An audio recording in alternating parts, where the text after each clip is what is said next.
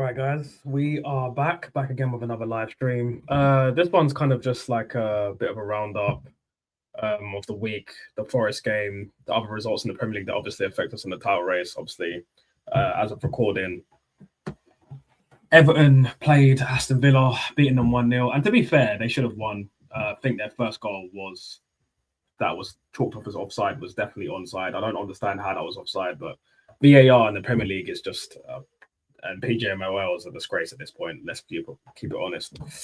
Couple of things I want to talk about. I've got about 7 or 8 points I want to talk about today because I think we've got some problems. There's going to be some uncomfortable conversations in this stream. So if you're an Arsenal fan who is a top gooner or is an Arteta lover or who thinks that everything is positive, then this may not be the streams for you. Other streams are available.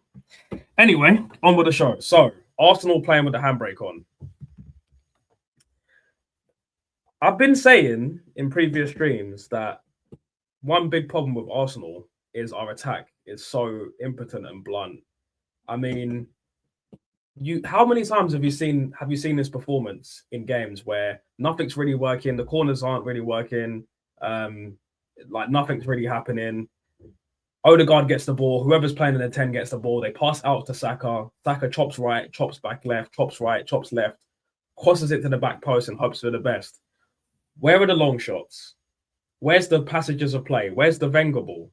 Where's the line-breaking passes? Like, I'm kind of sick of seeing the same dusty, blunt performances in attack. And it's just really, really frustrating. Like, I don't understand what Arteta is doing. We've seen this guy play attacking football. We all remember 22-23 when we've taken every team to the sword with that Thomas Partey progressive football. And I'll keep saying it over and over again.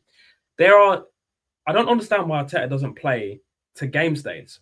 Everybody and their nan knew that Sean Dyche was going to do a low block. That's what he's famous for. That's literally Brexit football, low block, 10 men behind the 11 men behind the ball, 13 men behind the ball. You know what I'm saying? I just don't understand why Arteta doesn't adjust. And like even little things like, we need a goal. You take your captain off, who's absolutely useless. You take the Beyblade off. That's why he's in the thumbnail. And you bring on Mikel Merino. And granted, Mikel Merino was pretty decent in midfield against Chelsea, but we know that in terms of being a 10, he's not the answer. That's what we've bought 65 million pounds worth of 10 in Eze, and he can't even get a sniff, mate. What he does is he brings him on for the last 10 minutes. He has a stinker, and it's like, well, there you go, justified not bringing Eze on earlier. It's just not good enough. And what happened to? And no, I'm not even going to say his name because he's going to be a later point anyway. I'm going to just read some of these comments.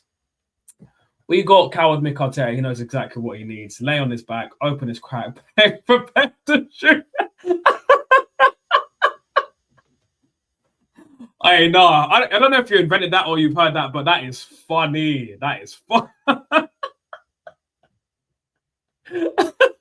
Hey, that is funny. That's funny. That's funny. AFC, big up to you, AFC. Big up to you always, man. Appreciate the love. Appreciate the. I appreciate that, man. I appreciate you, man. Appreciate you, cuz. Thanks for the support as always. We'll not move forward as a club until we get rid of Arteta, and Odegaard has neither creator nor captain material. He's weak both mentally and physically. Bro, AFC, I know you watched the game, yeah? Did you not see how many times Odegaard got weights off the ball? He got weights so many times, man. I've said it a million times. Anytime we play against a physical midfield, especially away, Odegaard does not turn up. Bro, Amadou Onana had this guy in his back pocket when we played Villa away and we lost 2-1. He's just useless. And what he does is when he knows that he can't cope with the physicality of the game, he drops deeper and deeper so he doesn't have to deal with the physicality. Mike, our captain is a coward, bro. He doesn't want to be held accountable for his weakness. It's just really frustrating. Like, every single time, he spins around like a Beyblade. Hence, that's why I call him a Beyblade. Or get the ball to Saliba, pass it out wide, does the little thing where he cuts in with his little shoulder. And it's like we're seeing the same things from this guy over and over again. And before anyone says, oh, but we played really well against Villa. Yes, at half-time, when Aston Villa took off Amadou Onana, don't forget that. They took off that 6'5" guy, that 6'5" powerhouse. And then that's when Odegaard started to play. That's why he got the 2 assists. And look, I think, for me personally, I think the team's moved on from Odegaard, man. Like, I think there's better options out there. We've been linked to Mendoza. We've been linked to Arda Güler. I think they're just better 10s out there for me. Eze hasn't obviously done the business, but for me, I think Odegaard is holding us back, and I think Arteta's holding us back to a certain degree as well. Like him playing with the handbrake on and not knowing how to adjust the game states is really getting on my nerves now. Like he doesn't go, look, we know that they're going to play a low block. I know they're going to play 4-4-2 Brexit football. Why don't I just, instead of playing Zubimendi and Rice, why not play Rice in the 6 for physicality and then play two lone 10s? Like play Wanyeri and Eze and then play Wanyeri out wide. Do you know what I mean? Like he doesn't experiment. And he said that, Gyökeres and Havertz can play together, or Gyökeres and Jesus can play together. But he never. When's the last time he's played 2 strikers? I've never seen this guy play 2 strikers, man. It's just like, even, I'll give you another example. When we played Crystal Palace last season away, was it away? Yeah, it was at Selhurst Park. He played like a Christmas tree formation, and he played Havertz at the tip of the diamond. So he was kind of like a support striker. And Havertz ended up scoring that game, and so did Jesus. So I don't understand why he's so rigid in his ways. It just gets on my nerves, man. But big up for the comment, AFC, as always, man. Send Arteta 2-3 years to Dagestan and forget, bro, 2-3 years Dagestan, bro. I'm telling you, because at this point, I feel like if we do win the league, it will be an absolute fluke now. I don't feel convinced. Like I know I've been talking stuff, yeah. I've been talking so much stuff. But at this point, if we do win the league, it's honestly dumb luck. And it's because City are not revving. If they had Kevin De Bruyne, Sane, what's the name? Mahrez, Sterling, we'd be fried, bro. We'd be fried. Man, we'd be so fried. It's not even a joke. Last 10 minutes for Eze is poor. For Arteta, we look more threatening with him on. Exactly. I mean, bro, he should have come on halftime. Odegaard off. What, like the fact that the manager has to hook the captain all the time. This tells you everything you need to know. Just make Rice the captain and just accept that this Odegaard thing is not going to work, because Odegaard is weak, bro. I've said it to you, bro, Blade. I've said it to you so many times. When's the last time Odegaard had a man of the match performance? 22-23 Newcastle away, he got a brace. Ever since then, I cannot tell you when Odegaard has won us a big, important game by himself. Said, listen, son, give me the fucking ball, right? I'll do it myself. When's the last time you've seen that? Because for me, it's Newcastle 22-23 away. And that's free. People keep bringing 22-23 up, like, for Martinelli, for Odegaard, for Jesus. Bro, 22-23 was 3 years ago. 3 years ago. You're talking, like, in football, 3 years is a long time. I could get a degree in that amount of time. Like, you have to understand, that's donkey's years in football. 3 years, bro. People are holding on to things that... And what did we win in 22-23? I'll tell you, nothing. Remember, bigger fish to fry. It's all in our hands, and we lost it. So there you go. We got absolutely gifted with the results this weekend, and it will not happen again. Can't be seeing another performance like this. They're not throwing. Bro, I keep saying. I said that's why I put it in the thumbnail. We caught absolute life this weekend, man. I did say that I did think Man City were going to drop points against Man United, but I didn't think Man United were going to start playing like 2010 prime Barcelona and popping it around. And just, I'll be honest with you, they could have lost that game 6-0, bro. They could have got packed. They could have got absolutely packed. But even still, why am I relying on a Man United that at one point had more, like something stupid, like more yellow cards than wins or something? Like they're the worst win percentage on the Ruben Amorim ever. We caught life that Carrick took over that game, because I'm not being funny. If Ruben Amorim that game, no Kobe Menu, he wouldn't have paid Patrick Dorgu on the left wing, and he probably would have started Sesko. So let's be honest, we actually caught life in so many aspects. And then obviously Everton taking all 3 points away from Aston Villa at home, a team that went 11 games on an 11-game win streak on some Super Saiyan 2 Team Gohan, like, you know what I'm saying? So we caught life, bro, and that's not going to happen again. We need to get our ducks in a row. You know what we need? We need an attacking coach to get these players back into gear, because realistically, other than Trossard, who's actually been good this season in the attack, Saka has been... Listen, and I don't want to hear the Star Boys nonsense. This is a fully grown man on 300 grand a week, mate. Ozil levels of wage, Aubameyang levels of wage. If you're on 300 grand a week and you're on my club, I expect you to be world class. I expect you to be able to win a game by yourself. I expect you to be able to do crazy through balls, long shots, or pick up the ball, skin 1, 2, 3 man and bang it top corner, because I'm not seeing that from Saka. And look, I'm going to play devil's advocate. I don't completely blame Saka. I think he was overplayed last season and he tore his hamstring. Like grade 3, we all know that, especially for some of the older fans, grade threes back in the day is what ruined Michael Owen's career. Let's be honest. Like, obviously, the technology and the science has gotten better now, but I just don't think Saka's going to be the same player anymore. I'm sorry. I feel sorry for him, man, because you can see the desperation in his game as well. And I think he's lost half a yard of pace. But even still, man, 300 grand a week, not for me. Not yet, man. Not yet. He's not done enough yet. He needs to be. We need to be winning the Premier League before anyone even touches the 300 bags, you know. But I mean, Havertz is already on 275, so this just goes to show the silliness in this club. But yeah, Egal did a quick match reaction. Forest won, Arsenal won. He even got the score wrong. What is wrong with this guy, man? What is wrong with this guy, man? What is wrong with this guy? I watched a little bit of his video. I watched a little bit of that yesterday. It came up in my feed, and the first thing he done is blame the referee for not giving the penalty. And my thing is, I'll say this: I do think that was a penalty. I don't know how he puts his arm towards the ball. I don't know how that wasn't given as a penalty. But as an Arsenal fan, yeah, as someone in the title race, I can't be relying on Pedro and Manuel to get me 3 points. At the end of the day, we were toothless. We didn't create enough chances. And let's be honest, Martinelli missed an open goal. So I don't want to be using this excuse of, oh, blah, blah, blah, blah, blah, blah, blah. We weren't good enough. That's what it really comes down to, bro.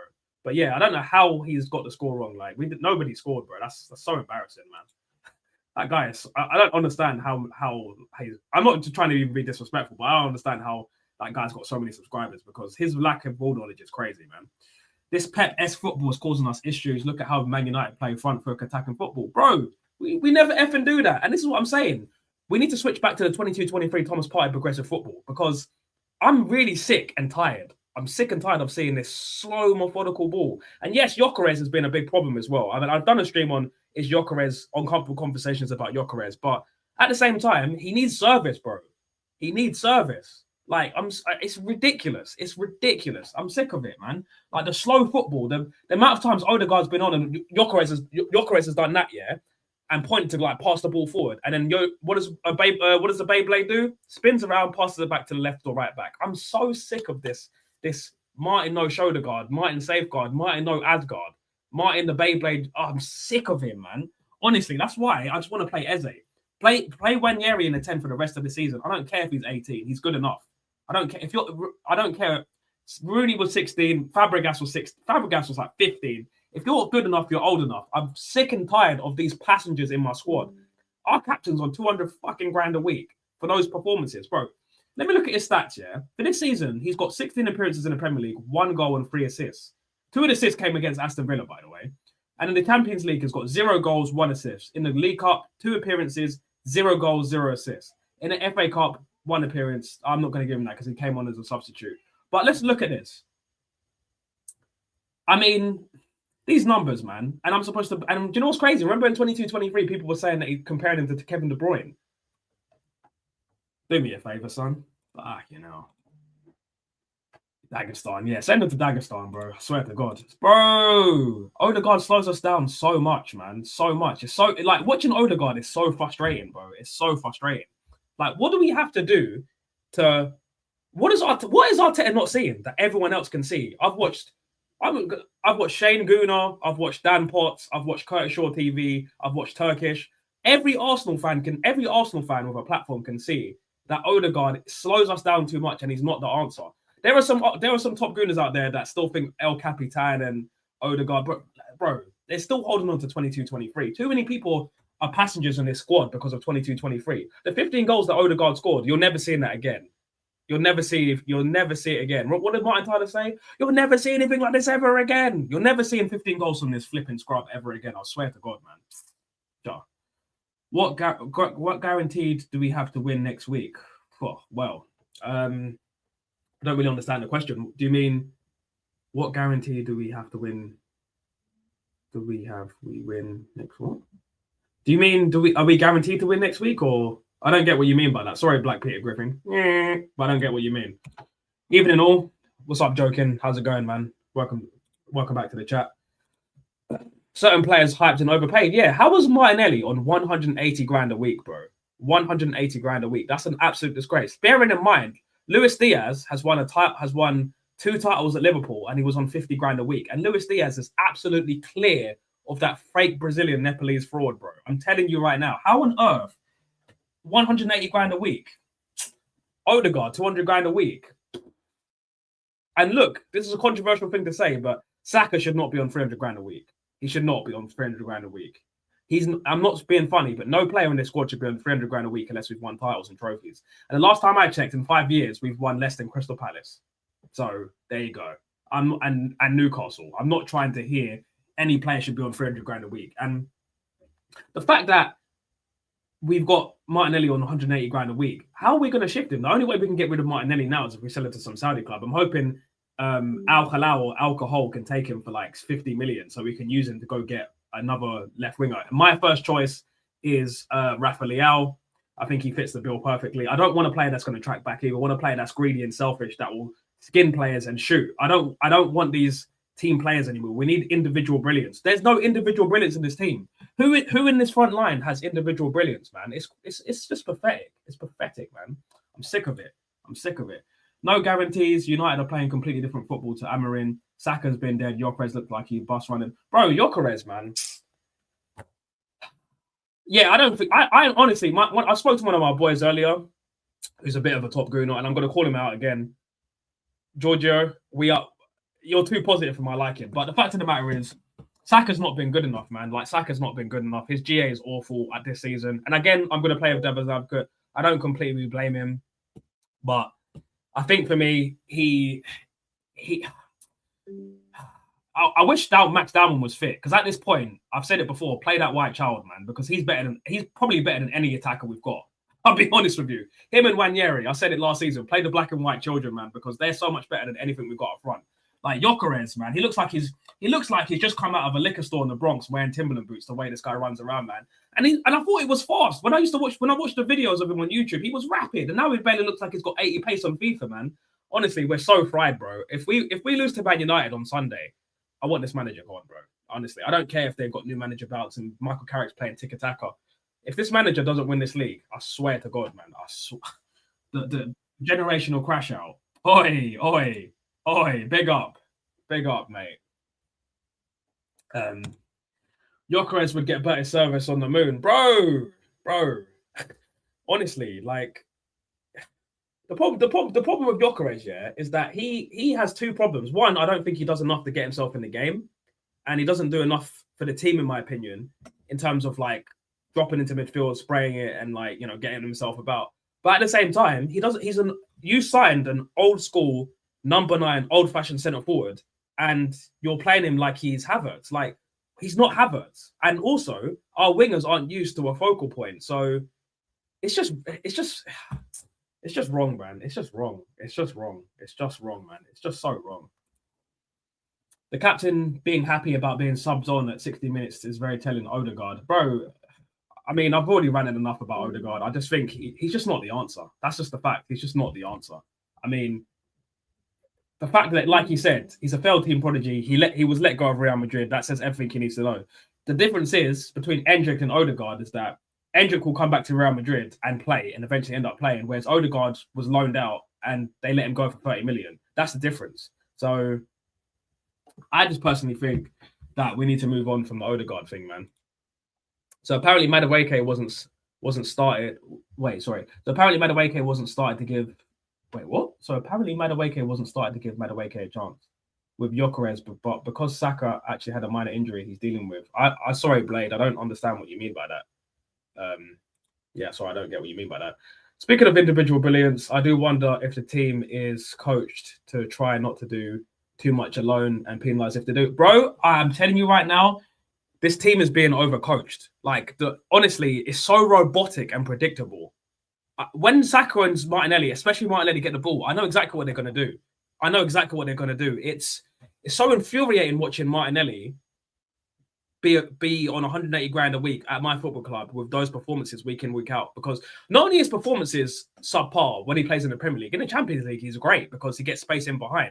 That's when you see the best Martinelli, because when he can run into space and be a road runner and be an instinctual player, that's when you see the best of him. But when he actually has to use his game IQ and use his football IQ, you don't really see much from him. So in terms of the individual brilliance, let's be honest, who in the team is the closest thing to individual brilliance? Eze doesn't get a start. Wanyeri can barely make a match day squad. To be fair, Max Dalman is injured, but even still, Max Dalman should be starting. Max Dalman can start. In my opinion, Max Dalman can start over Saka. in the what 5 appearances I've seen him, the reason why he's called the Chelmsford Messi is because he's just, those players that when they're on the ball, yeah, you just know they're going to do something. He's inevitable. He is freaking inevitable. He's such a talent, man. I haven't seen a player this good, this young since like Owen, Rooney, Fabregas. And I'm not I'm not one of these people to overhype my players because I'm just not that sort of person. But honestly, he is unbelievable. He is unreal. But because he's too young, because he's 16, he's too young. I don't care about that, man. If Max Dallman and Ranieri can lead us to a title, then boy, it is what it is. But I'm not the manager, so whatever. Like how Odegaard doesn't go for long-range pingers anymore. Yeah, when's the last time you seen Odegaard shoot from outside the box or just like be brave and just like shoot? And another thing that annoys me about this guy is this guy has no right foot, man. You're a professional footballer and you can't use your right foot. You'd rather chop back onto your left and pass it. Yo, you don't want to take the responsibility. You don't want to take any responsibility, and it pees me off. What are you saying? What are you saying, Sarge, bro? What are you saying, brother? Yeah, man. I'm just doing a little accountability stream. I can hear you. I know. You, bro. You've been moaning for the last 2 streams, bro. You're a point up. Look, it's not about. You're a point up. It's not about being a point up. I know. I'm just trying to lighten the mood because it's heavy. That's what I'm saying. Look, once I'm finished ranting, I'll calm down. I've got some positives to talk about as well. Don't worry. Let me cook, man. Let me cook, man. Gyökeres is built like a Teletubby. Yo, some of the stats I read about Gyökeres this season is crazy. He's got. In the last 20 games, 13 of them he's had no shots on target. Oh, bro, don't piss me off. That is a mazza. Joking. Never thought I'd be happy to see Havertz return. Lord have mercy. Lord have mercy, pass the ball to Van Persie. I'm so glad that Havertz is back, and I can't stand Havertz. But let's be honest, at this point, I'm begging for Havertz to start. Yeah, in Big 26, I am begging for Havertz to start. What has happened, bro? What has happened? And you know what makes me... Yeah, go on. No, I'm not even the biggest fan of Havertz, really. But, like, bruv, you can't continue this Gyökeres thing for the whole season. Like, you're getting away with it, cool, but like, at what point do you're like, your performances should dictate you've got 3 fit strikers now. Like before I get it, the 2 strikers weren't fit. Your Gyökeres was the only person you could play unless you play Marino. I would even play Marino ahead of Gyökeres at the moment. Like, it's just Arteta needs to literally get his finger out, stop picking favourites. Like, he's got to get Saka to start scoring. Like, Saka's stats are ridiculous. Madueke hasn't got a goal or assist in the Premier League this season. Nope. Like, we got to talk about it. We got to talk about this Arsenal attack properly. Like, all of them have not been firing. I mean, look, what's your name? Dimin Z. We had a different record when Odegaard was injured. Yeah, I mean, the fact of the matter is, I loved it when Odegaard was injured. I think we played better when Odegaard was injured. I mean, the problem is that Odegaard is so slow. And the saying for him to start is, but he's the captain. But he leads the press. So he should not be captain, man. So what? He shouldn't be the captain. He is the listen. I've been an Arsenal fan for 30 years, bro. Since I was 3 years old, I've been an Arsenal fan. No, 29 years. Yeah, I've been an Arsenal fan. Let me say this: Odegaard is the worst captain I have ever seen in my life at this football club. He doesn't inspire me he doesn't strike me as the leader. He's not the best player at the club. He's not. I don't even think he's like got the highest game IQ. How long has he been captain? He's been captain since 22-23. So he's led your team to. He's basically the only. I reckon he's in terms of trophies won as a captain. Because I read a stat like basically because Odegaard wasn't there for the FA Cup win for Arteta. He's won nothing. No, as captain, he hasn't won anything. What I'm saying. So if we win a league this year, then God is an Arsenal fan, bro. If we win a league this year, I don't even think God is an Arsenal fan. God is not an Arsenal fan. I keep it real with you boys. God ain't an Arsenal fan, bro. God is not an Arsenal fan. God is a Man United fan. I'm telling you right now. Well, only for this weekend, but then Villa ruined it. We got to talk about Villa, bro. Come on, we got to talk about Villa. Let's talk about Villa for a bit, man. No, give me your thoughts. Well, I watched the highlights of the game. I didn't watch the full game because I was busy doing stuff. I'm not watching that game. I just saw it. Yeah, go on. Tell me what you think. I think Everton were robbed. I know they won, but they were robbed. They were absolutely robbed, man. Like that first goal was not offside. That first goal was not offside. I watched it back 3-4 times. I'm like, how was this offside? It's literally not offside. The person who scored the goal, I can't even remember his name. No, not Barry, not the person who scored the goal, but who scored the offside header. Oh, I didn't see it. Okay, yeah. I think his name was. Hold on, let me just check. His name was. I think it was Nathan Peterson.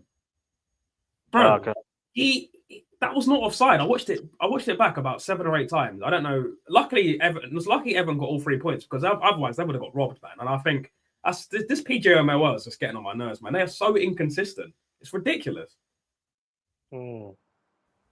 Yeah, I mean, in terms of a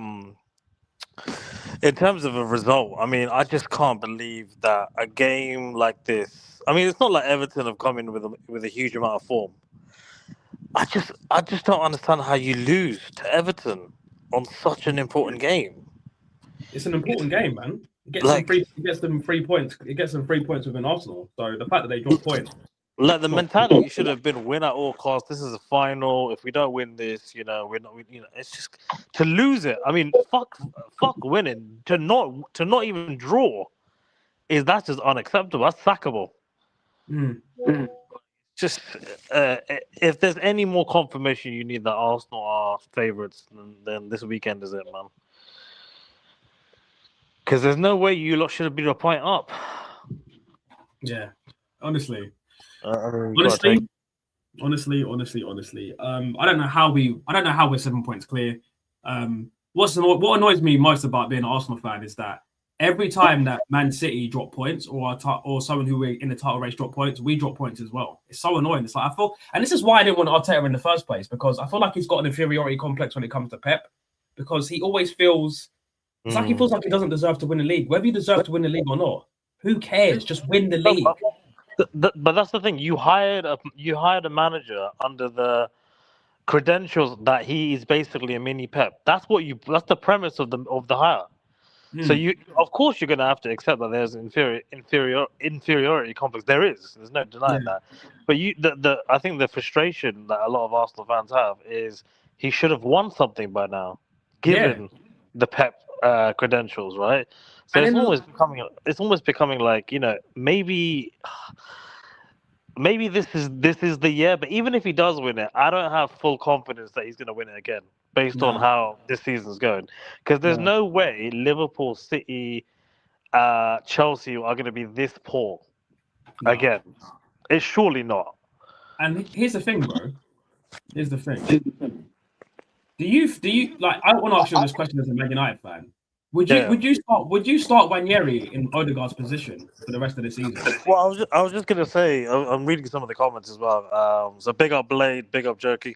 I'm just thinking, like, because obviously I hear what you're saying, but you haven't really, like, of course you brought Eze in, but Eze is not really, in that position, regularly. I don't think he's got a real identity at Arsenal just yet. You haven't really got. This is what I mean about the January transfer window and why why you need to be stronger in these windows, because Odegaard isn't under that much pressure. He's not under any pressure. Compared to Gokeres, Gokeres knows he's got Jesus Havertz ready. Yeah, and Marino as well.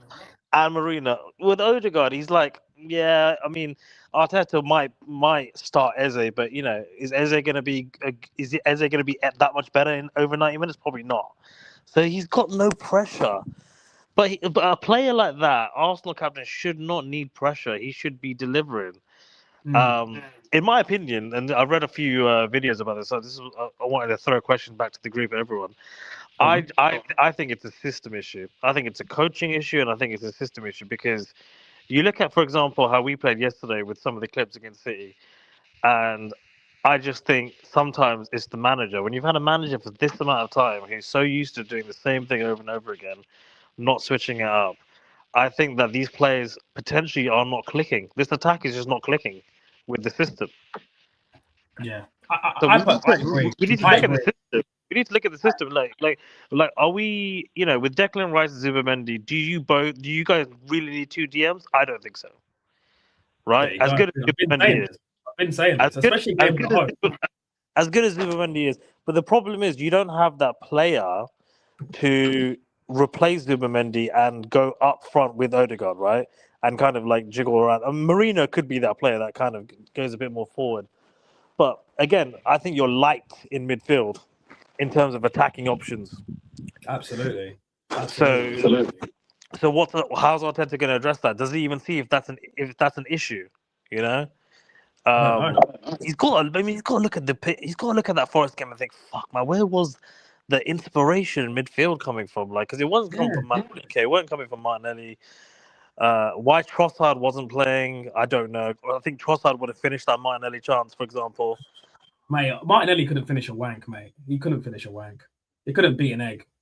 Honestly, I'm so sick of seeing this fake Brazilian Nepalese winger, man. The fact that he's ill still at my club makes me sick. And you know what? To kind of follow on to this, to reply to this comment, and to kind of because it links to what you just said. The 22-23 season we played with freezing, yeah, and now the shackles are on. I just personally think that Arteta is very insecure about bottoming the league against Pep in that year, because let's be honest, yeah. When's the last time you've seen us play expansive open football? Oh, it's been a minute, brother. I'm being real with you. It's been 3 years, bro. It's been 3 years. And look, the only reason why we lost in 22-23, nobody talks about it, but the only reason why we lost is because Saliba and Tomiyasu got injured in the same game in the Europa League, and then we was playing Rob Holding and nonsense in defense. Yeah. Other than that, we could have still won the league, bro. People forget that. And if we had squad depth, like if that season we had like Hincapié, Timber, and then we had like and we had Gyökeres in that season playing that football. Yep. We cook. Trust me, I'm telling you. I'm not gonna keep. I do think Gyökeres is probably not as good as I thought it was gonna be, but I definitely think. I'm sorry, the system is not helping him at all. I'm sorry, man. I think also you need to think about the fact that I don't think it's a coincidence that Man City's attack is not firing either. So I think if you look at Arteta and Pep's system and tactics, it's potentially outdated now. You know, I think teams are figured them out. Defensively, teams are a lot stronger against a Man City and an Arsenal, whereas before, Man City and Arsenal would be winning 4-5-0 every other week. We'd be laughing. We wouldn't even be talking about Arsenal lacking goals. I think the league has got way more harder. You know, so we've got to put that into perspective as well. Things are changing. But that's not an excuse not to play good attacking front foot football. Like, the way we played against City is how I expect every team to be playing. You know, so I don't understand. Like maybe, and I'll tell you why. The only isolating reason is Michael Carrick came in. He brought Kobbie Mainoo in midfield, and he just basically told them, "Look, fuck it, just go and play with freedom." And sometimes that's what players need. Yeah. And I think Arteta and Pep's management style, they're too strict, man. Oh yeah. Like they're just. Arteta and Pep, they're like that. You know that dickhead substitute teacher that no one wants, who's not even a real teacher. That's what Arteta and Pep are. Like the students don't respect them because Arteta's. I don't think Arteta's won the ball. Do you think do you think there's a bit of a disconnect with the players? Like, I think, let me show you something. Yeah, let me show you something. Hold on. And Martinelli is definitely not Brazilian, bro. He's on par with Anthony as the worst Brazilian wingers I have ever seen. He's rubbish. He is so rubbish, man. Look, audience, yeah. Let's look at this. AFC, you're talking facts. That's not even 5 years. I would say 10 years. Last decade. Look at Rice. This is someone who should be the captain who's fed up of this bullshit every fucking time. This is the shit that someone as good as Declan Rice should not be dealing with. Look at the captain. Look at the person who's next to. Look at the person who's his leader. Let's not forget that whether it's a small boy or not, Declan Rice is still a European trophy winner. Yeah. He was a captain at West Ham at like 22 or 23. Put some. Is he the England captain? Is Rice the England captain? I think Kane is the England captain, but I think Kane's the England captain. But let's be honest, Rice could easily be the England captain as well. Easily, and and to be honest with you, if he's given it after Kane goes, then I think that puts even more pressure on Arteta to give it to him because it's mad. Like, and you look at performances like the performances against Real Madrid. I've never seen an Odegaard performance like that compared to like a Rice. No. You know, Rice does it week in, week out. He pulls you out of the mud. Odegaard, I just think he's just low. I think he's low on confidence, man. Yeah. I think it's a system issue. Yeah, I agree. I think there's so many things like how that Martinelli is still in this squad after this amount of time. I think, in terms of players that I think we've moved on from, Odegaard, Martinelli, like these two players, as we've evolved past them, they are not good enough. They are not good enough. Like for me personally, they hold back the team. I think Trossard, he's a good rotation, but even him, he should not be starting at my club. He's good and he's been our best attacking player this season, but we need elite now. We need a player where you're like, I don't really find like when the right back sees that he's fit, they're like, this is gonna be a long day, fam. This is gonna be a long day. That's what we need. Because Trossard doesn't have the pace to be a winger, but he does his best because he's a player with high game IQ. One player I wish you lot had this season that would have made a difference. I reckon Cole Palmer would have made a huge difference for you lot, man. Yeah, probably. Palmer. But under Arteta, it would have been. It'd be rubbish. Under Arteta, it'd be rubbish. Yeah. That's the problem. There's so many players that I want, but under Arteta, they'll just be rubbish.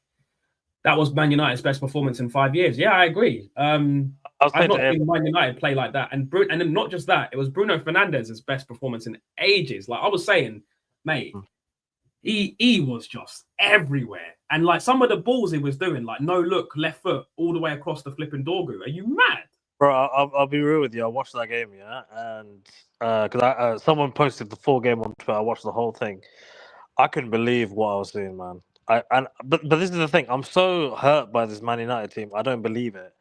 It's like trauma for me because, like, it's like when you get back with an ex, yeah, you had that one good night, and then you wake up next morning and you're like, I remember exactly it's the small things when you wake up. It's like that with Man United. Like, I wouldn't be surprised next week. We playing you lot, right? Yeah, we play you on Sunday. As bad as you lot are playing, I still think you lot will beat us. You think so? Yeah, I just feel like I think that's got like high scoring draw written all over it, like 2-2 or 3-3 or something stupid, man. To be honest. Well, put it this way: even if we do beat you, and City win, that's still a point lost. Yeah. For you lot overall, anyway. But I don't think that's gonna happen. I think worst case scenario for you lot, draw probably. Hopefully. Hopefully we win, but I'm not going to hold my freaking breath, mate. Who do you think will be a good replacement for Arteta? I think for me, there's only two candidates for me: Hansi Flick or Luis Enrique. But Luis Enrique is my first preference. And if those two aren't available, I'll take Ancelotti from obviously the Brazil national team, and I think he's been wasted there. But I would take Don Carlo, man. I'd definitely take Don Carlo because he would honestly, if we had Carlo Ancelotti right now, Saka, Eze, Gyökeres would be firing. Would be flipping firing. Yes. Right now. Eze and Gyökeres would be those guys if we had a proper attacking manager that let them play with freedom. And where is Ancelotti right now? He's a Brazil manager. Oh, I don't think he's leaving that. Well, probably not. But I remember. I even think Glasner would do a good job for you lot, man. At this point, yeah. Iriola, Glasner, I think all of them would have been better than Arteta. If you could take me back in time and I couldn't pick a top manager, I would have picked Glasner. I would have picked Iriola because I just feel like they would offer so much more, and I feel like we would have won more trophies by now as well. Like, and people say that, oh yeah, we won the FA Cup, and little things like I still think letting go of Kieran Tierney was a bad idea. I think, and having an out of left back that can actually cross into the box. Honestly, it hurts, man. I'm reading your cousin's comment. Hey, listen, KK, we got to jump on the stream next time. Yeah, I missed out on the one before, but I was just gonna say to your point. Man said, "Would you take Gareth Southgate?" Hey, Blade, Blade. I don't think you were around for the stream last night. Listen, the mention of the word Gareth Southgate just triggers me because I was saying to Ty, everyone knows what's gonna happen. We've got Steve Holland in, who's Gareth Southgate's ex-England assistant. I see the play, but right now, Michael Carrick, ride the thing out, man. I don't want Gareth Southgate on my club. But man said, your cousin said, would Gyökeres come to United? No, I would not take Gyökeres at United. I'm so glad we got Sesko. Sesko is clear. Yeah, I'll be honest with you. If I could go back in time, I'd take Sesko now, to be honest. Like, even Arsenal fans can't deny. You've seen Sesko banging a few goals. You've seen the quality. I've seen nothing from Gyökeres. Yeah. There's nothing about Gyökeres that makes me think that I'm not cooked. Like, I feel like I'm deep fried whenever I see this guy play. Like, just little things like his technique and his ball control is it. No, but you know what it is though, right? It's like if you look like basically Sporting Lisbon just sold both our clubs the biggest dream. Ruben Amorim is never good enough to manage Man United and be a Premier League manager, and Gyökeres is not a Premier League level striker on any level. Yeah, Blade. I agree as well. I do think that Eze and Gyökeres were a big part to play this season. But yeah, as you said, bro, I think Sporting sold us a dream. They made money out of us, and you know what? Whatever. Yeah, like this is the thing, Kay. Yeah. I think Eze has been sold short. I think Gyökeres is probably just not good enough. But Eze has been a Premier League player for a while now, and I've seen Eze win games by himself. I just definitely think he should be starting. But the problem is, this manager is so stubborn. And this is what I keep saying about Arteta being selfish, because it's not about the team for him. It's about him winning in a way that makes him look good. He's so arrogant and so selfish, man. It gets on my nerves. Just play the right players and adjust to the game states and win the matches that we should be winning. And listen, look, we're not going to win every game. We're not going to win every game. But if we're not going to win every game, I want to see a good performance. The performance against Liverpool and the performance against Nottingham Forest were absolutely unacceptable. There's just no getting away from it. There's no getting away from it. I was just gonna say, you know, like the perfect comparison with Eze would be Mbeumo. For me, Eze and Mbeumo, before they joined our clubs, were both top level Premier League talent. Yeah, ready to go for the next move.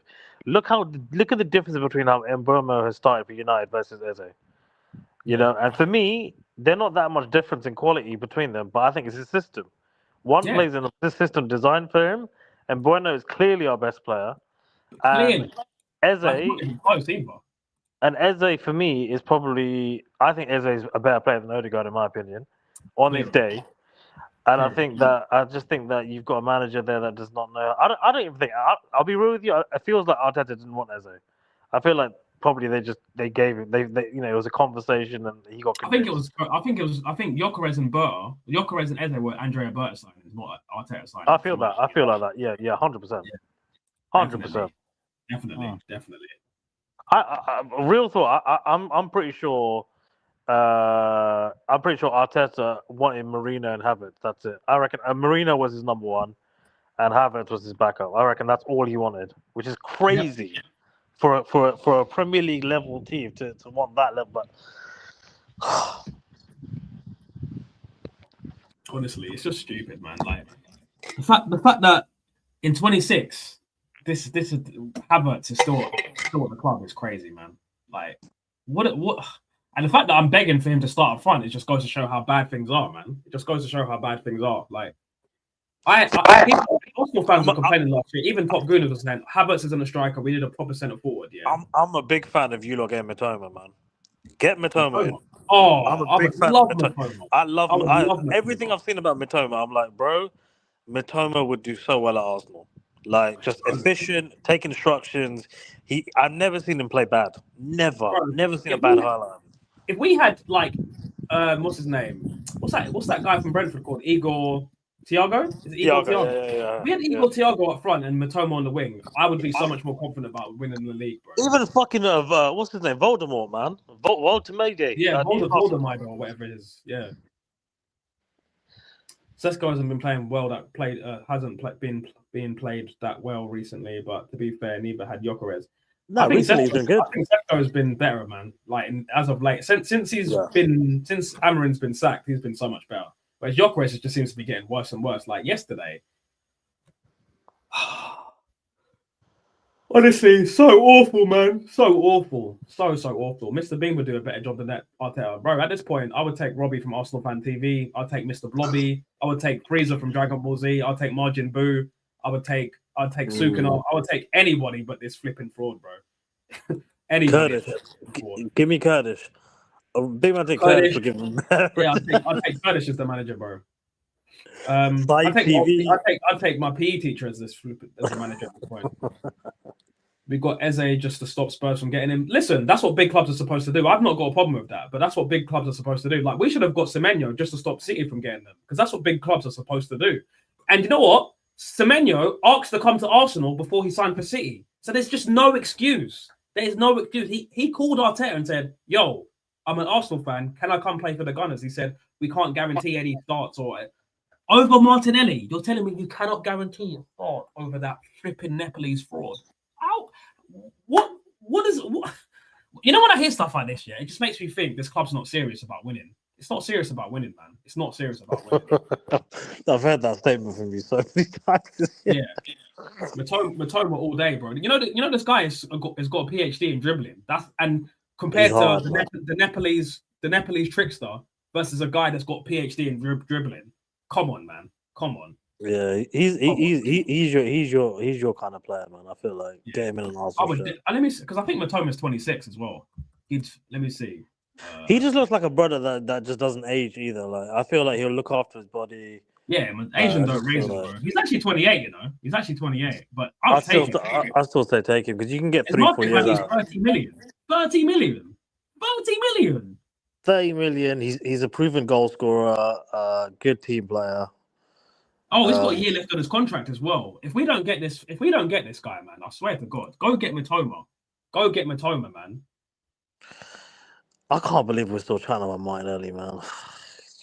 Well, no, AFC. He's actually walking away at the end of the season. He's walking away at the end of the season. I don't think they're going to sack him because if they sack him, I feel like the Crystal Palace board will feel like they're going to slip down the table and could get into a relegation battle. But here's the thing, right? This is the thing about Palace. And if any Palace fans ever watch this or watching now, let me say this: you lot are absolutely in big, big trouble. Let me say this: you've lost your best players season in, season out. You've just lost Gahey. You're going to lose. What's the striker? The bald black striker. Mateta. Well, where's Mateta on a free at the end of the season? And then do you know what's going to happen? Some big club is going to say, Adam Wharton, thank you very much, and then you're going to be fried. Yeah.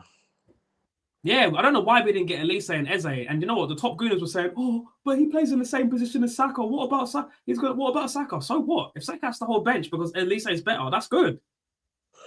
Saka knows that there's no one in the club that can challenge him. Like, you know, Madueke is not even half as good as Saka. And Madueke has been okay. But let's be honest, everyone knows that big game, Saka starts. He knows that he starts. Matoma has a PhD. Meanwhile, Martinelli's giving us PTSD. Oh my days! That's a bar. That's a heady one, bro. Oh my days! I said that's a heady one. I need to get a soundboard, bro. I need to get a soundboard because some of these. I've been telling you, you need to get. Fire, bro. You need to get a soundboard for sure. We got a list of shit to add to make this stream lit, but yeah. That's don't worry, guys. The production's going up. We're gonna be monetized soon, so keep subscribing, keep liking. The quality's going. The quality's going up, man. Trust me.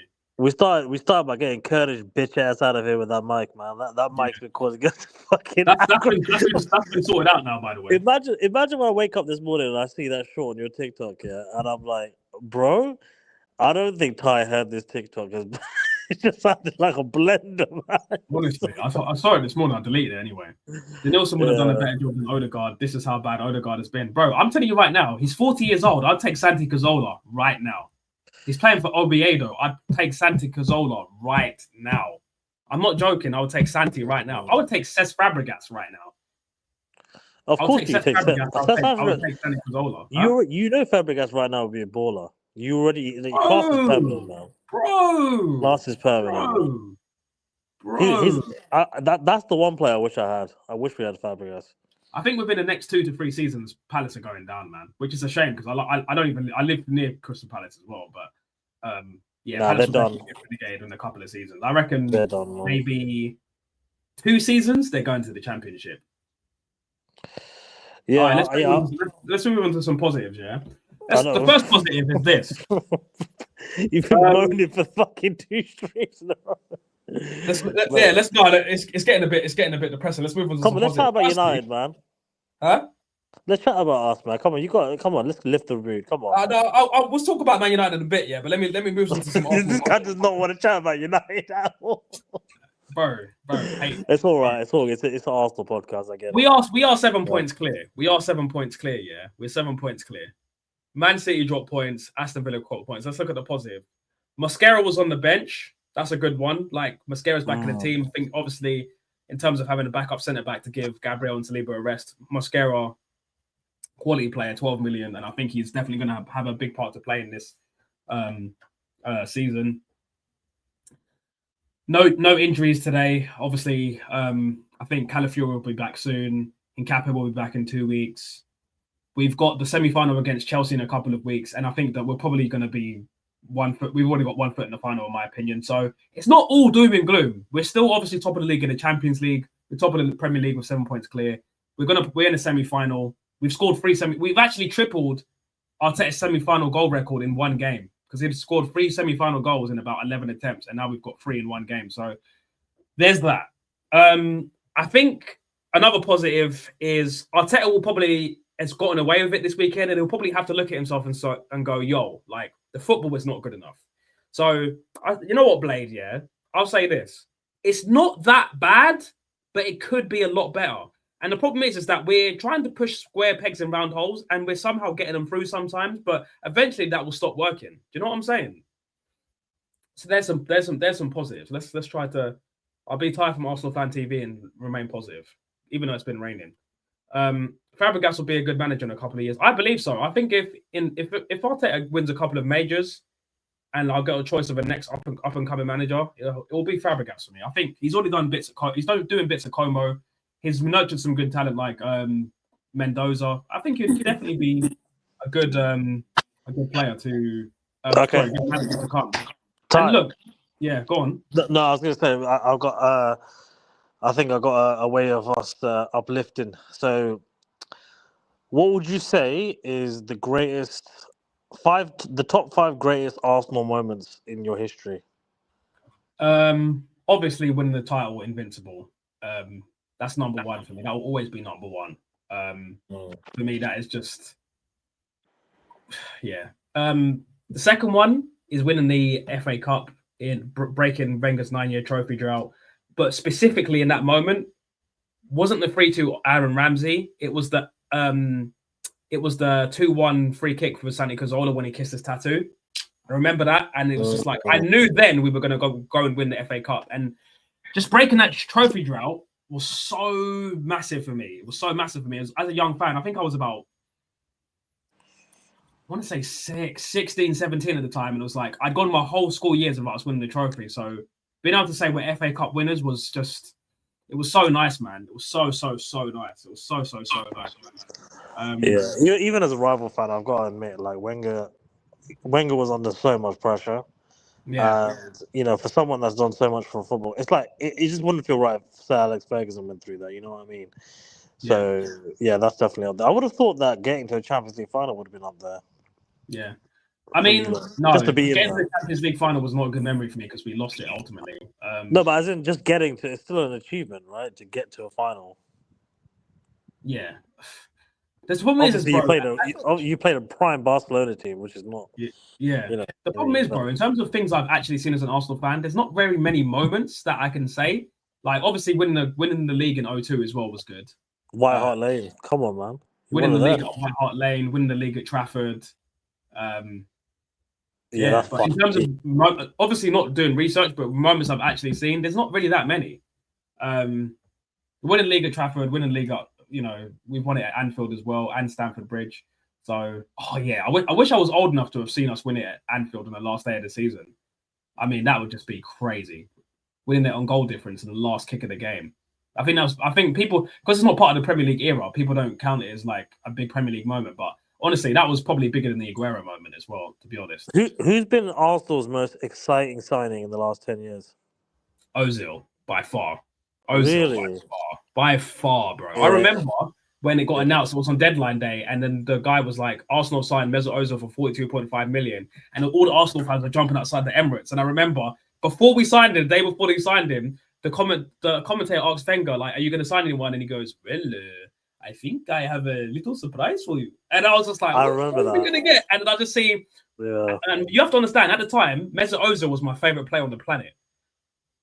I don't think it's just that. I feel like you had a reputation of being really tight, and never spending money. And the fact that you actually spent money on, someone, I think you broke your transfer record for you, So yeah. But Ozil, I don't think he lived up to the mark. If I've been honest, he didn't win enough. Yeah. Anfield '89, definitely agree. Obviously, I wasn't old enough to see that. Invincible. 98 double, winning team over 0-2. Wenger getting sacked is crazy. Wenger getting sacked, that is. Yeah, you should get a red card for that. Hey, AFC, sorry, man. No, you need to get a soundboard. You need to get a soundboard and a physical red card because you cannot say that as an Arsenal fan. I know. Towards the end, it got a bit toxic, and the Wenger out versus the Wenger in. A bit toxic. Number 5, Wenger getting sacked is crazy. It definitely was more than toxic. I remember the AFTV bandwagon was like, "Fuck this Wenger guy." Remember Troops? Every game he was like, "Fuck this guy." Like it was raw. Yeah. If I was the manager, who would I sign? Well, if I had £100 million budget, I would sign Rafa Leao for 60. I'd get Mendoza from Elche for 20 million because he's got a release clause. And then I would... You're done. And then, but you can't get no one for 20 million. Then I'd get Ademola Lookman on loan. There you go. I think that's realistic. Considering he doesn't want to play for Atalanta anymore. Or is he on loan somewhere else? I don't know, but apparently I know that he's got he can they're willing to. Yeah. I would blow the whole budget for Dembele. I'll be real. From what I've seen about Dembele is that guy, man. He might be who's the best player in the world right now? Mbappe, in my opinion. Right now, as we stand, Mbappe. Nah, Dembele. Dembele. Who do you think it is then? Who, me? Yeah. I just told you, Dembele. Oh, fair enough. That's what I said. I would have blown the whole budget on Dembele. 100 mil. I mean, Dembele is probably valued at 150, 200. But I would do it. If I could use the whole 100 million on one player, because I know that this would work because they got a release clause. Julian Alvarez. Oh man, he's so. But then again, you need to stop buying fucking City rejects, man. You need to get away from that tag. He's not a City reject, bro. He was actually a baller, though. He was actually a baller. The only reason why he went is because he wasn't the main man. He was always behind Haaland. You know what I mean? Saddest day is when Lady Smith sold her shares to KSE, bro. I wish Usmanov was in charge of the club. We would have won Champions Leagues by now if Usmanov took over. That's one of the most annoying things, man. Like Usmanov took over, but apparently this is not true. I'm not sure if this is true. Yeah. Apparently there was some racist thing about it because apparently Usmanov was saying because I'm Turkish they wouldn't sell me the shares and stuff. I don't know if that's true, but that's just something I heard years ago. And when I used to watch, I used to have this app on my phone on my iPod Touch called Arsenal Blog News, and that's what I heard. I'm not sure if that's true. I can neither confirm nor deny said allegations, but that's just what I heard in it. Wenger transformed the Premier League, regardless of what anybody says. He took a lot of flack, and let's be honest, Wenger didn't A lot of people say Wenger underachieved. He was sending his best players to pay off a stadium that should have been paid off by the owners, but the owners always were taking resources out of the club. They was trying to do a self-sustaining model. So instead of putting money in the club and paying off the stadium, when Wenger could have got more world-class players, Wenger was a shield for the Cronkies for so long. So I don't think Wenger underachieved. If you swap Alex Ferguson and Wenger. You put Wenger at Man United and you put Wenger at Alex Ferguson at Arsenal. I'm sorry, I don't. And he had to sell his best players all the time. Yeah. Come on, people forget that, man. Alex Ferguson never had to sell his best players all the time. Never. Yo, KK, we need you on the stream, man. Because we need Man United chat to come in, man. And Bueno is that guy. Best player in the Premier League right now. Kante was he picked Xhaka over Kante. Egregious. When did Wenger what? Wenger could have signed Kante? No way. Wenger could have signed Kante before he went to Leicester. He could have signed him when he was at Cannes. Oh, yeah, but he had a friend who was like, you need to sign this talent. He's at Cannes, his name's Kante. And he was like, oh no, I'm gonna get Xhaka instead. Oh my god, Granit Xhaka. Fucking hell. And Bremo top 5. Do you mean top 5 players in the Premier League or in the world? Because I know you bang for Man United, so you need to explain yourself. Yeah, KK, jump on the stream, man. I'll send him a link. He can jump on if he wants. Hold on. Jump on, man. We need more Man United representation in here, man. There you go. I'll send him the link anyway. Hey, Tilo, what you saying, man? This is one of my friends from high school. He's a big chess YouTuber, Chelsea fan. Make sure you follow the thing. He's on TikTok. We need a Chelsea fan up in here. Get him on the link as well, man. Tilo, jump in. Honestly, Tilo, if you want to come on, let me know. In it, you got me on Instagram. Yeah, because let me know if you want to come on. I've never seen so much Arsenal fan entitlement on a stream before, man. You lot are point up, and you lot are moaning. Bro, I'm moaning because I've been 8 points clear, and I've bottled. That's why I'm moaning. More than that, isn't it? 11 points clear, wasn't it? No, it was 8 points clear with 8 points clear with a game in hand.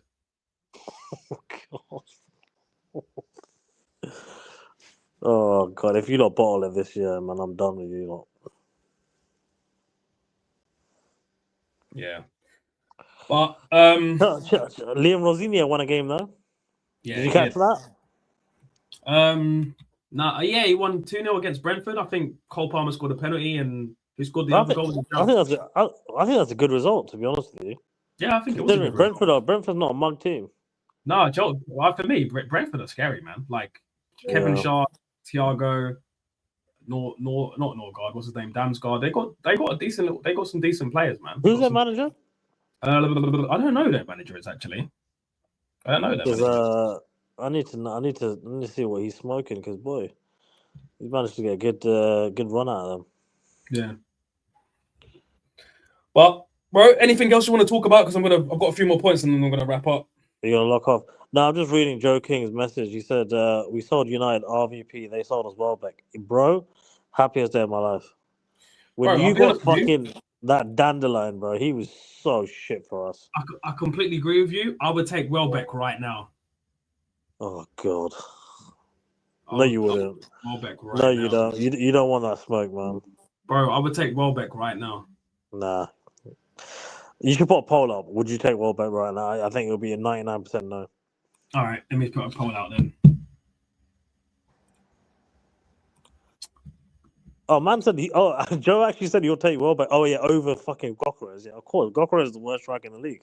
That's what I'm saying. I would literally take Welbeck over Gyökeres. You know what? When I think about it, yeah. Who would you not take over Gyökeres?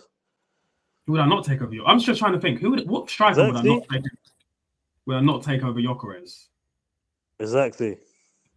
I don't even know. Yeah, Joshua Xerxes. Xerxes? Nah. He's so shit.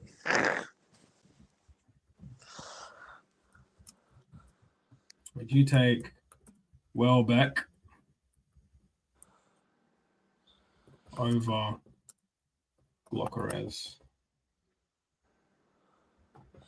right now? Would you take Prime Emil Heskey over Gyökeres? Prime Emil Heskey, obviously. Oh, you rate him?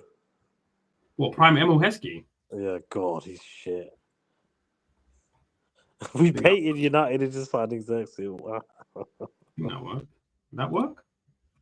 Is the poll out? Yeah, but Joe, you can't claim that assist, man. That was the Erik Ten Hag. We baited United into signing Xerxes. Yeah, we did, but that was the Dutch connection. At the end of the day, mate, I'm just really worried about Gyökeres, man. Like, I can't see him improving anytime soon unless the manager changes or the tactics change. I can't see it, man. I can't see it, to be honest.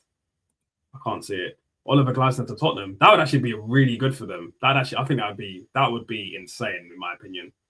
I think that's what he's pushing for. I think that's why he's trying to get himself sacked. I mean, I think we actually wanted Mudryk. And imagine if we got Mudryk, man.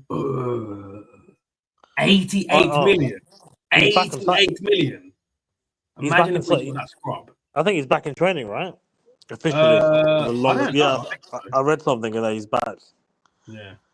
It's not like they need him. They got shit. Yeah, last point for me before I go. Who's this Donny that Chelsea signed? Apparently shit. This defender. Anyone know? Plaque or something. Something Plaque. You're not seeing the sign. Read up on it next time. We'll chat about it next time. Yeah. Apparently, the sign's some dead. Okay, you've got your jacket. Oh, brother. Yo. Yeah. You guys can talk Man United for a bit. I need to go to the kitchen quick. Yeah. Yeah. Get out of here, man. Yo, okay, what's good, man? Yo, how you been? Bro, I mean, listen. First and foremost, Ty did message me about the stream, the United one before the game. I'll be real with you. I was out, but I was never making that stream. First. United have put me in the worst mood. Yeah, but I I can't mean, I'm lie to glad you. they won against City, bro. That's good. That's a dub. So I think as a United fan, bro, I think yesterday I was still angry with everything that's gone down with Amarin and stuff. But today I look back at the highlights. I watched the game again. I can't believe what we did, man. why do you think that we should have kept Amarin? No, as in like it's just not good. Like, come on, man, it's not been great football. It's not been good. Like, we can't just forget what's happened in the last 6 months. But bro, like that, I was watching some of have you seen that clip where we were doing the Rabona and shit against City players and like I couldn't believe what I was seeing. Like, this is a completely different team. Yeah, exactly. That's why I'm so glad we sacked Amarin. I got a new manager because our new manager has whipped us into shape, and it's gonna. That's the reason why we're gonna win against City. I mean, not City, Arsenal on Sunday, and You that's the think so? reason why we're gonna get top 5 in the league. Listen, I rate the optimism, bro. I rate it. I'm gonna have to see something against Arsenal for me to feel confident about that. Remember, it's at Emirates, True, but so I think. Oh no, we were home actually against City. But still, we're playing. I've got high hopes. I've got high hopes. I think based on how I don't know if you watched the Forest game, but Arsenal did not play well in that game. No, I didn't. Well, what was the score? Oh, no, I remember the score was 0-0, and like the stats were horrid. I mean, the stats were horrid against for City. I mean, City. I don't think they got a shot on target, which is crazy. Yeah, they got 1 seed, we got 7. Yeah. So I mean, look, from a United point of view, I'm really happy to see Manu back. I'm really happy to see Martinez play well, and Bueno back. Who do you feel like we should sign in January? If we think we should sign anyone, what positions do you think we need to take care of? Oh, I've actually been thinking about this. Me personally, I think we need to sign a new striker.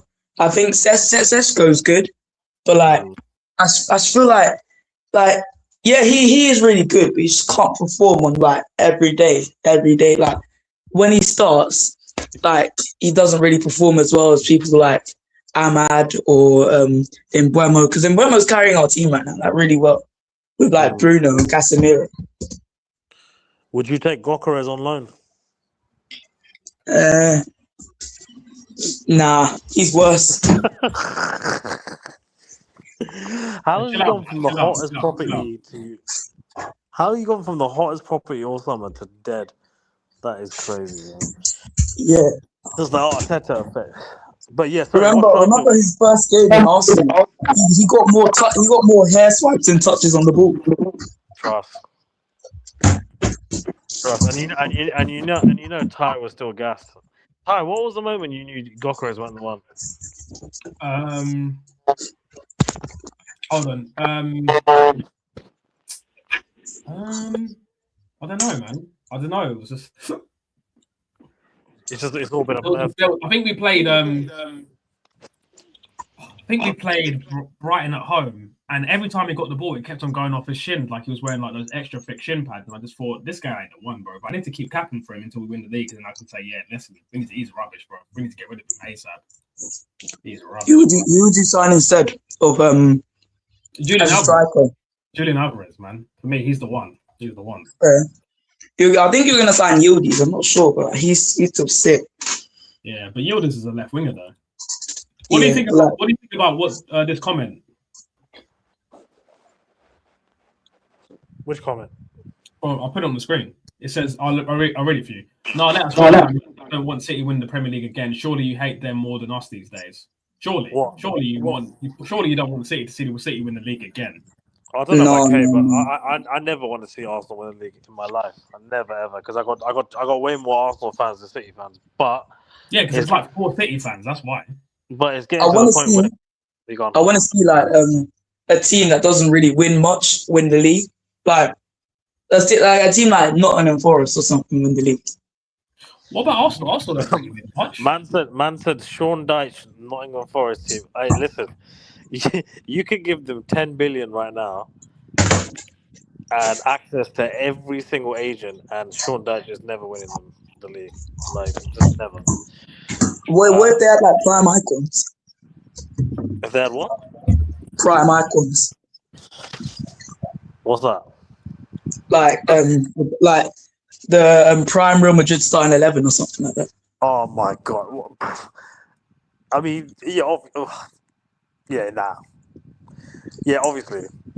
Look, okay, if you put prime Ronaldo in that team, they ain't winning nothing. They're not winning anything with prime Ronaldo. Yeah, No, it's not enough. It's not enough. They haven't got the ball playing. No. Do you not know? All he needs to do is pass it to Ronaldo. It's a goal. I hear you, but I don't think they can pass to Ronaldo. That's the problem. The problem is that the defense wouldn't be good enough, and Ronaldo they won't have the ball enough. As well.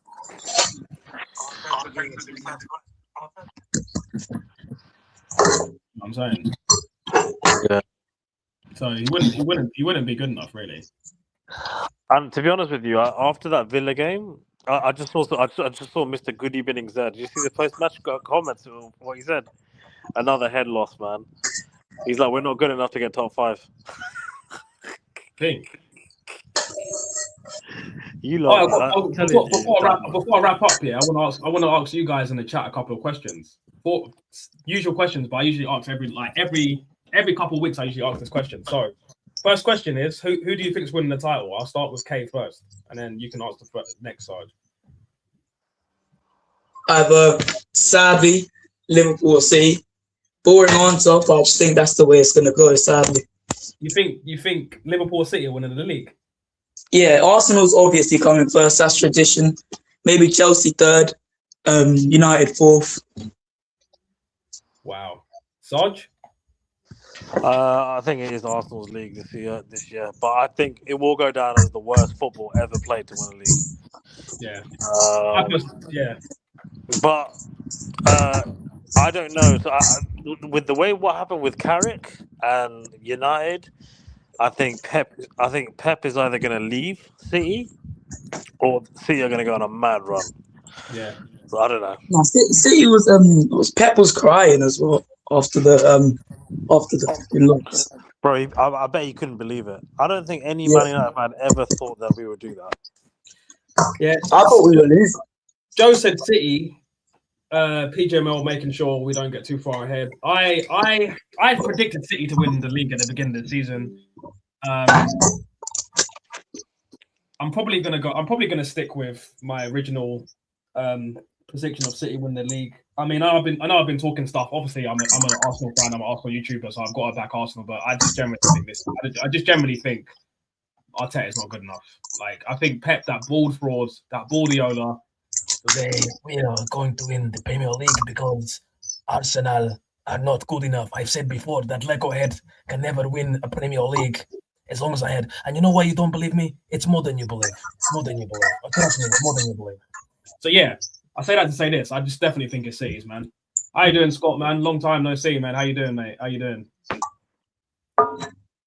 Mad how things go in City's favour, even in games that it's like City are banging judge, man. Like at this point, it's just getting ridiculous how much City, even when they play badly, they just always end up being within touching distance of being first place. It just gets on my nerves, man. It gets on my flipping nerves.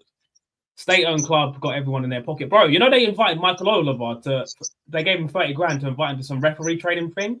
And you don't, and let me show you guys something here, how I know that City have got Michael Oliver in their back pocket. I literally have proof on my phone. Fellow YouTuber, someone I follow actually. This was, I'm not sure if this was 23-24. Let me see if I can find it. Hold on. Collections. Yeah, so this is when we played Man City at home in 23-24, and this is what happened. Hold on. Where is it? There we go. This is Curtis. This is Curtis Shaw TV crashing out over this as well. This is hilarious. See if I can put this on the camera. See if you guys can see it.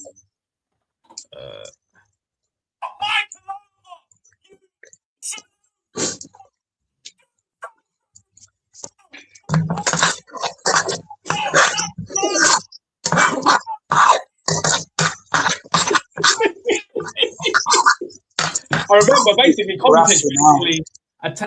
Kovacic basically tackled Declan Rice on the back of the hill. He was on a yellow, and it was a clear yellow card.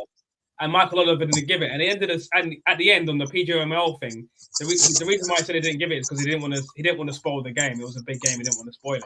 So yeah, I agree, joking. They've definitely got the state in the back of their pocket, man. 100% agree. 100% agree. See you, man. You're funny. I'm about to wrap up in a minute. You come a bit late, but you can watch it on the replay anyway. But it's been a good stream. Mike Oliver was refereeing our game for a reason. He was sent to do a job. He gave Forest absolutely everything and punished us for looking at Forest players in the wrong way, bro. And I'm going to wrap things up right there. Absolutely agree. PGMOL, but at the same time, Arteta's to blame for not getting us the 3 points, in my opinion. Put the handbrake on, and we got 1 point, shared points. Anyway, guys, thanks for the guests for coming on. Thanks, Kay. Thanks, Sarge, for coming through. Big up the chat. Big up everybody. Like, subscribe, share. I'll be doing the streams. Probably be doing streams a lot more now. So, see you in the next one. Yeah. Peace.